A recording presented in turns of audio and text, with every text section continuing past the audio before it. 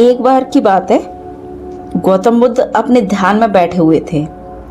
तभी उनके पास एक आदमी आया और आकर के उनके ध्यान को भंग करके उन्हें बहुत बुरा भला कहने लगा।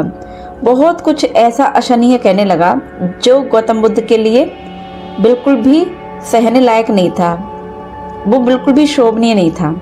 उसके बाद भी गौतम बुद्ध चुपचाप उसकी बात सुनते रहे, शांति से बैठे रहे। जब वह आदमी कहने के बाद थक गया, उसे लगा कि अब वो इससे ज़्यादा कुछ नहीं कह पाएगा, तब वो चुप हो गया और फिर शांत होकर के पूछ कर बोला कि मैं तुम्हें इतना कुछ कह रहा हूँ, तुमने जवाब क्यों नहीं दिया। तो गौतम बुद्ध मुस्कुराए और बोले कि यदि कोई किसी को तोहफा दे और सामने वाला उसे स्वीकार ना करे तो वो तोहफा किसके पास रहता है। तो सामने वाला आदमी बोला कि देने वाले के पास। गौतम बुद्ध बोले ठीक वैसे ही मैं तुम्हारे सब स्वीकार ही नहीं करता तो वे तुम्हारे पास ही रहेंगे ना, तो क्या फर्क पड़ता है कि मैं जवाब दूं या ना दूं। तो गौतम बुद्ध के उस जवाब ने उस आदमी को निशब्द कर दिया था और उसके शब्दों ने ये दर्शा दिया था कि उसकी मानसिक स्थिति कैसी है, और गौतम बुद्ध की चुप्पी ने ये जता दिया था कि उनकी मानसिक स्थिति क्या है। तो दोस्तों, यही होता है जीवन में। इंसान मानसिक रूप से जितना मजबूत होता है वो उतना ही सहनशील, उतना ही शांत और उतना ही सक्सेसफुल होता है। और जो इंसान मेंटली रूप से स्ट्रांग नहीं होता है, मानसिक रूप से वो कमज़ोर होता है, वही इंसान ऐसी हरकतें करता है और वो जीवन में कभी सक्सेस नहीं पाता। वो हर जगह जहाँ भी जाता है सिर्फ और सिर्फ फेलियर का सामना करता है।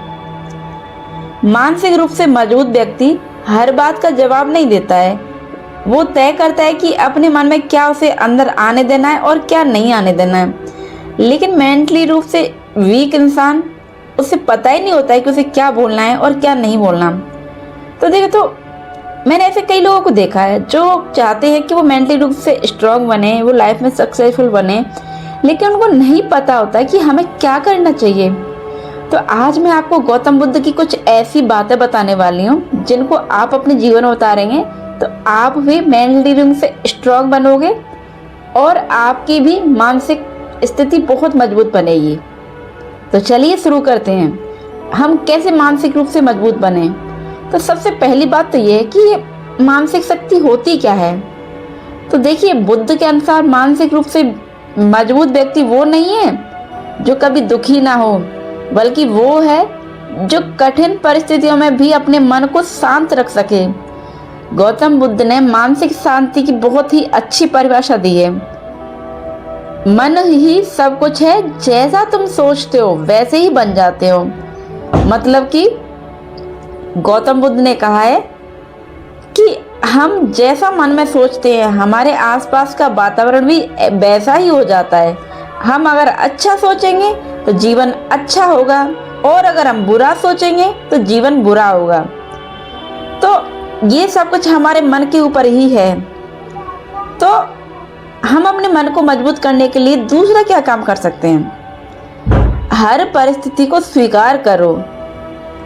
गौतम बुद्ध ने सिखाया है कि जीवन में सुख और दुख दोनों आते हैं, और जो व्यक्ति हर चीज का विरोध करता है वो ज्यादा दुखी रहता है, और जो व्यक्ति सुख में सुखी रहता है और दुख में दुखी रहता है और दोनों परिस्थितियों में तालमेल बिठा के जीवन में आगे बढ़ता है, वही जीवन में सफलता को पाता है। तो यही जीवन का सबसे बड़ा सार है और सबसे बड़ी सीख कि हर परिस्थिति को स्वीकार करना सीखो। जो बदल नहीं सकता उसे तो स्वीकार करो, और जो बदल सकता है उसके लिए शांत मन से पूरी कोशिश करो। कोशिश तब तक होनी चाहिए जब तक तुम उस चीज को पा ना लो। तो ये था दूसरा पॉइंट। अब बात करते हैं तीसरे पॉइंट की। अपने मन के मालिक बनो। मन के मालिक कैसे बने?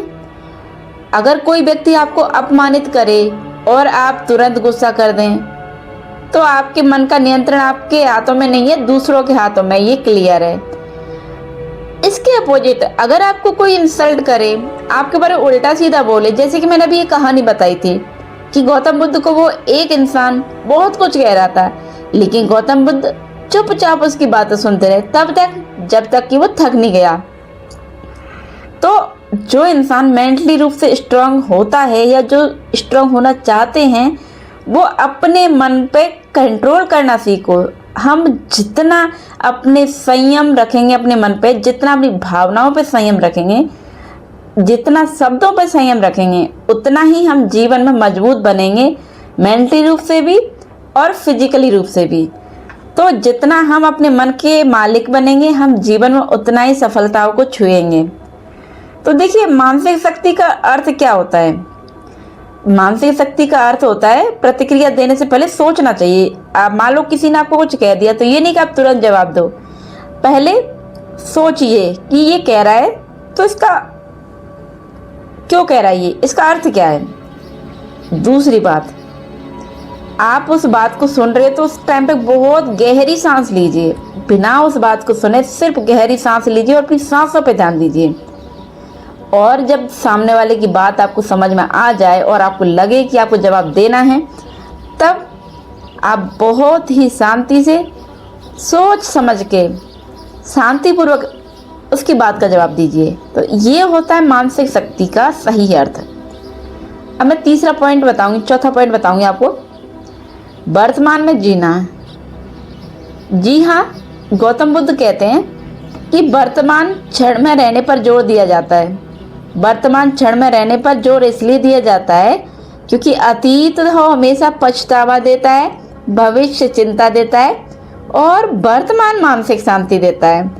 तो कभी भी ना तो जो गुजर गया उसकी चिंता कीजिए, जो होने वाला है उसकी चिंता भी मत कीजिए, जो हो रहा है जो कर रहे हो तुम उसकी चिंता कीजिए। कहा भी गया है कि तुम अगर अपने वर्तमान को सुधार लोगे तो तुम्हारा भविष्य अपने आप ही सही बन जाएगा, तुम्हारा भविष्य अपने आप सुधर जाएगा। तो जरूरत है तो सिर्फ इतनी कि वर्तमान में जी करके वर्तमान में जो कर रहे हो उस पर पूरा ध्यान दो। वर्तमान में शांति देता है बैठ करके अपने आप से बातें करना। तो प्रतिदिन 10 मिनट शांत बैठ करके अपनी सांसों पर ध्यान देना और मन को मजबूत बनाता है। देखिए मन को मजबूत बनाने के लिए कुछ नियम भी होते हैं और कुछ आध्यात्मिक शांति भी चाहिए होती है। तो हमें आध्यात्मिक रूप से मजबूत होना भी जरूरी होता है। तो इसके लिए हमें जरूरी नहीं कि सुबह उठ करके, आप कभी भी जब भी आप फ्री हो आप एकांत में बैठिए, ऐसी जगह जहां सिर्फ आप अपनी आवाज़ सुन सको और कोई नहीं। तो आप 10 मिनट बैठ करके शांति से अपनी सांसों पर ध्यान दीजिए। इसके बाद हम बात करेंगे 5वें पॉइंट की, इच्छाओं पर नियंत्रण। गौतम बुद्ध ने बताया कि अत्यधिक लालसा दुख का कारण बनती है। इसका अर्थ ये नहीं है कि लक्ष्य मत बनाओ, बल्कि इसका अर्थ ये है कि अपनी खुशी को केवल परिणाम पर निर्भर मत करो, उसके लिए मेहनत भी करो। मेहनत करोगे, मेहनत के बाद जब फल मिलेगा तब तुमको उसकी सफलता की असली खुशी समझ आएगी और जो खुशी होगी वो तुम्हारी मेहनत का पूरा परिणाम होगी। तो याद रखो, लक्ष्य बनाओ, उन पे काम करो, लेकिन सिर्फ लक्ष्य बना करके अपने रिजल्ट की ये मत सोचिए कि मैंने लक्ष्य बना लिया और मैं अब अपने रिजल्ट का इंतजार करता हूँ। लक्ष्य बनाने के बाद मेहनत करो और मेहनत करते करते अपने आप ही आपको फल मिलेगा। 6वीं सीख जो गौतम बुद्ध ने दी है वो ये है कि अपने विचारों को देखो। हर विचार तो सच नहीं होता है। मान लीजिए आपका मन कह रहा है कि ये मैं नहीं कर सकता, तो आप अपने आप से पूछो ना कि क्या सच में ये सच है, क्या मैं सच में नहीं कर सकता, क्या नहीं कर सकती, या ये केवल मेरा डर बोल रहा है। और जब भी आपको लगे कि ये आपका डर बोल रहा है तो समझ जाइए यही जागरूकता है। यही जागरूकता मानसिक शक्ति की शुरुआत है। जब आप खुद से सवाल करने लग जाओगे तो समझ जाइए आप अपने मन को भी मजबूत बना रहे हो। एक 6वीं और लास्ट सीख, मन में करुणा रखो। दूसरों के प्रति क्रोध रखने से सबसे पहले आपका अपना मन ही आउट ऑफ कंट्रोल होता है, मीन्स अशांत होता है। जितना आप गुस्सा करते हो आपका मन भी उतना ही अशांत रहता है, लेकिन जितना आप खुश रहते हो, जितना शांत रहते हो, आपका मन भी उतना ही शांत रहता है। तो देखो, क्षमा करना दूसरे के लिए नहीं बल्कि अपनी मानसिक शांति के लिए सीखिए। कोई कुछ कह रहा है तो उसका जवाब ये सोच करके मत दीजिए कि मुझे इससे पलट के जवाब देना है, बल्कि उसके जवाब पे चुप रहिए। और चुप इसलिए मत रहिए कि आप उसकी बात को चुपचाप सुनना पसंद कर रहे हो या चुपचाप उसकी बात को सुन करके आगे बढ़ना पसंद कर रहे हो। आप चुप इसलिए रहिए क्योंकि आप जितना चुप रहोगे, जितना शांत रहोगे, आपके मन की शांति उतनी ही मजबूत रहेगी, आप अंदर से उतना ही मजबूत और खुश रहोगे। तो आप अपनी खुशी के लिए, अपनी मानसिक शांति के लिए उन लोगों को इग्नोर कीजिए जो आपको मेंटली हराश करते हैं, आपको मेंटली परेशान करते हैं। कोशिश कीजिए अपने आप को मजबूत करने की और लोगों को इग्नोर करने की। तो देखो, मानसिक शक्ति का मतलब कभी ना टूटना नहीं होता है। मेरे कहने का अर्थ ये है कि मानसिक शक्ति का मतलब ये नहीं है कि आप कभी मत टूटो, आपको दुख हो रहा है तो रोइए मत, आपको खुशी हो रही है तो हंसिए मत, बल्कि मानसिक शक्ति का अर्थ होता है कि हर बार गिरकर भी शांत मन से फिर उठिए और फिर अपने लक्ष्य की ओर कदम उठाइए। गौतम बुद्ध की सीख हमें बताती है कि बाहर की दुनिया पर हमारा पूरा नियंत्रण नहीं है, लेकिन अपने मन पर काम करना हमारे हाथ में है। जब मन शांत होता है तभी जीवन मजबूत बनता है। तो याद रखिए, दुनिया को बदलने से पहले अपने मन को समझो, क्योंकि जिस दिन तुम अपने मन के मालिक बन गए, उस दिन कोई भी परिस्थिति तुम्हें कमजोर नहीं बना सकती। कोई भी परिस्थिति, कोई भी इंसान तुम्हें हरा नहीं पाएगा जब तक तुम खुद को नहीं हरा सकते। सो आई होप आप लोगों को वीडियो पसंद आया होगा।